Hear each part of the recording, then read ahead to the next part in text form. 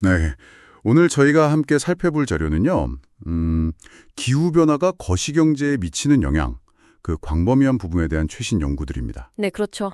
국제통화기금, IMF나 MBER 같은 주요 기관들 분석 자료를 좀 바탕으로 해서요, 기후변화의 단기적인 충격, 그리고 장기적인 경로, 또 대응책은 어떤 경제적 의미가 있는지 좀 깊이 있게 들여다보겠습니다. 네. 이 복잡한 그림을 당신이 좀 명확하게 이해하실 수 있도록 돕는 게 오늘 저희 목표입니다. 자, 그럼 이걸 한번 풀어볼까요? 먼저 단기적인 충격부터 봐야겠죠. 네. 그게 아무래도 체감이 빠르니까요. IMF 분석을 보면요. 홍수나 태풍 같은 거 있잖아요. 그런 극한 기상 현상이 딱 발생한 해에는 GDP 성장률이 평균 1.3%포인트나 떨어진다고 해요. 1.3%면 적은 수치가 아니죠? 그렇죠. 근데 여기서 더 주목할 점은 이 손실이 그냥 그 해로 끝나는 게 아니라는 거예요. 경제의 기초 체력 자체를 좀 영구적으로 약화시킨다.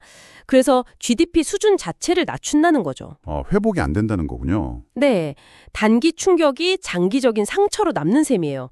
게다가 폭염이나 가뭄 이런 것도 식량 가격 급등으로 이어지잖아요. 맞아요. 특히 개발도상국은 타격이 더 크고요. 네, 그리고 냉방 수요 이것도 엄청나서 이미 전 세계 전력 소비의 한 10% 정도를 차지하고 있대요. 앞으로 더 늘어날 거고요. 맞습니다. 그리고 여기서 진짜 중요한 포인트는 이게 그냥 순간적인 충격이 아니라는 거예요.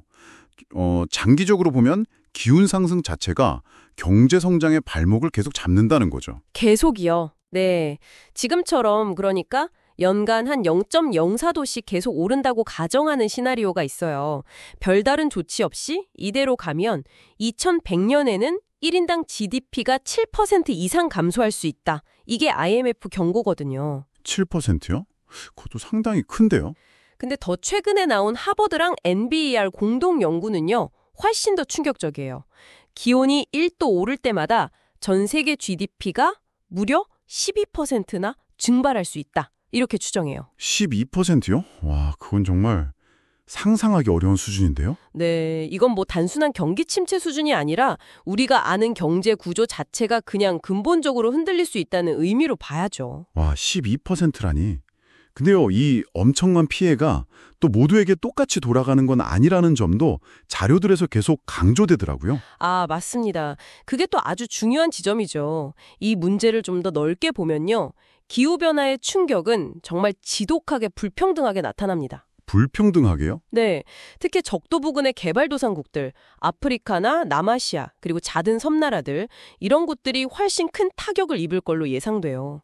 그럴 수 있겠네요. 실제로 소득이 낮은 국가들이 노튼 국가들보다 기후변화 때문에 GDP 손실 보는 게 평균 6%에서 9%포인트나 더 크다는 연구 결과도 있어요. 6에서 9%포인트나요? 차이가 크네요. 그렇죠. 그러니까 역사적으로 보면 온실가스 배출 책임은 적은데 기후변화에 적응할 경제적, 기술적 능력은 부족한 나라들이 더 큰 고통을 겪게 된다는 거죠. 이게 참 불편한 진실이에요. 그러네요. 이미 해수면 상승이나 가뭄 때문에 기후 난민 문제도 심각해지고 있다고 하고요. 네, 이미 현실화되고 있는 문제죠. 이렇게 피해가 좀 불공평하게 분배된다면 당연히 대응책 역시 이런 불평등 문제를 고려해야 할 텐데요. 어떤 해결책들이 좀 제시되고 있나요? 네, 다행히 여러 대응책들이 논의되고 있습니다. 대표적으로는 탄소세 같은 거요. 가격 정책이죠. 아, 탄소세? 네, 배출량을 줄이는 가장 효과적인 방법 중 하나로 꼽히고요. 동시에 이걸로 확보된 재정을 그냥 세금 깎아주는 데 쓰는 게 아니라 예를 들면 교육이나 저소득층 지원 아니면 녹색기술 R&D 같은 데 재투자하면요. 네. 그러면 일자리 감소 같은 부작용은 좀 줄이고 오히려 소득 불평등을 완화하는 효과까지 기대할 수 있다. 이런 분석이 있어요. IMF 분석인데요. 아, 재정 확보랑 불평등 완화 효과를 동시에 잡는 거군요. 그렇죠. 또 재생에너지나 관련 인프라에 대규모로 투자하는 것도 방법이죠. 이건 단기적으로는 경기를 부양하고 새 일자리도 만들지만 장기적으로 보면요. 장기적으로는요? 넷제로 전환을 통해서 2050년까지 오히려 GDP를 7% 더 성장시킬 수 있다. 이런 전망도 나와요.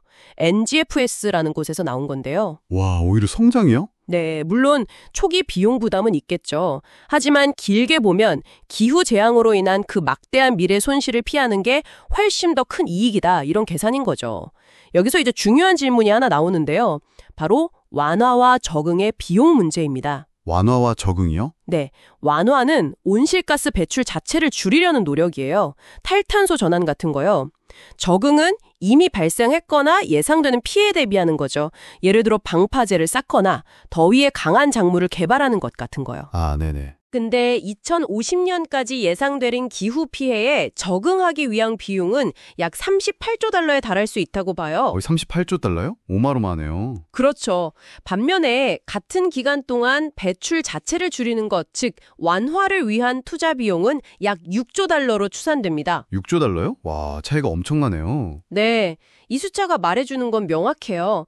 지금 적극적으로 배출을 줄이지 않으면 나중에 그 피해에 적응하는데 훨씬 더 큰 비용을 치르게 된다는 거죠. 결국 선제적으로 감축 투자를 하는 게 장기적으로 훨씬 경제적인 선택이다 이 말씀이시네요. 바로 그겁니다.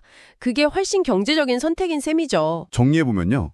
기후변화는 단순히 자연재해나 물가 상승 같은 당장의 문제뿐 아니라 장기적인 성장 잠재력이나 생산성을 갉아먹는 그런 근본적인 위협이네요. 네, 그렇죠. 특히 고통이 가난한 나라에 더 집중돼서 불평등을 더 심화시킬 수 있다는 점도 정말 간과할 수 없고요. 맞습니다. 하지만 또 찬소 가격제나 친환경 투자는 이런 위기에 대응하면서 동시에 새로운 성장의 기회가 될 수도 있다는 거고요. 네, 기회자 될 수 있죠. 무엇보다 중요한 건 피해가 진짜 눈덩이처럼 불어나기 전에 선제적으로 대응하는 완화 노력, 이게 결국 경제적으로도 가장 현명한 길이다. 이렇게 정의할 수 있겠네요. 네, 정확합니다.